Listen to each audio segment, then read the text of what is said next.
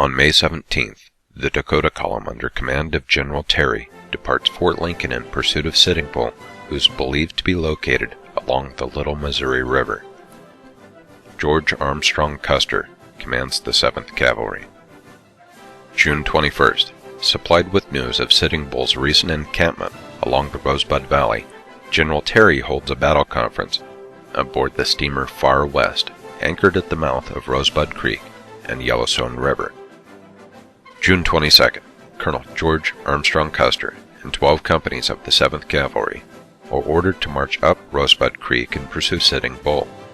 Mark Kellogg, Bismarck Tribune reporter, sends back his last dispatch with a prophetic epitaph, "I go with Custer and will be at the death." Upon arriving at the Little Bighorn River, Custer split his command into 3 regiments. He sent Captain Benteen to scout the west.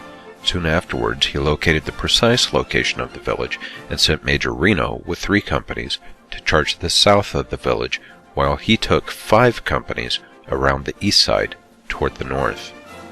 Reno didn't quite reach the village. He met with heavy resistance. After about 45 minutes, Reno's troops had fallen back into a wooded area to form a better defensive position, and had to fall back even farther, crossing back over the river they had originally crossed to attack the village.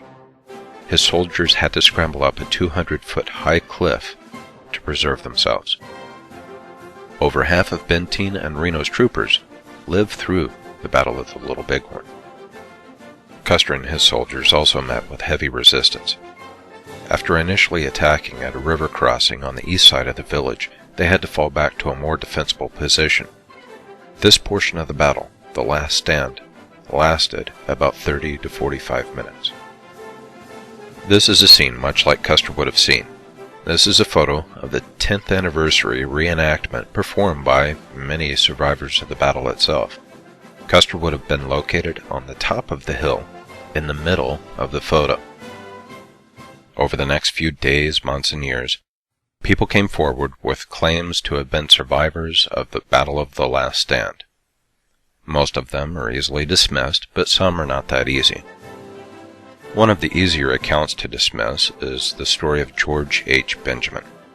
One newspaper report has this to say: Benjamin is the only surviving white man of those who went into battle on the Little Bighorn with Custer on July 11th, 1876, and the hell he lived in was the camp of the Sioux, into whose hands he had fallen after that tragedy, and with whom he remained until he was recaptured by Buffalo Bill and Wild Charlie. George Benjamin claimed the Battle of the Last Stand took place on July 11, 1876, but it didn't.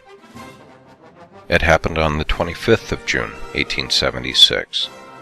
Benjamin also claimed he was held captive for 3 days in the village, but the village moved in on the 24th and moved out after 2 days of fighting on the 26th. Other details in Benjamin's claim are either physically, geographically, or chronologically impossible. Through witness testimony, physical evidence, and court reports, we know today Giovanni Martini was the last living white man to survive out of Custer's entire battalion of 5 companies. We also know that Curly, the Crow Indian scout, was the last surviving friendly to see Custer alive. Probably the most famous of all survivors was the Horse Comanche. He belonged to an officer who died at the last stand. He's preserved today and viewable by the public at the University of Kansas Natural History Museum. George H. Benjamin was not a soldier in the army of the 7th Cav at the Battle of the Little Bighorn. He didn't spend 3 days in that village on the banks of the Little Bighorn, and he did not fight in the Battle of the Little Bighorn on July 11th, 1876. George H. Benjamin was an impostor.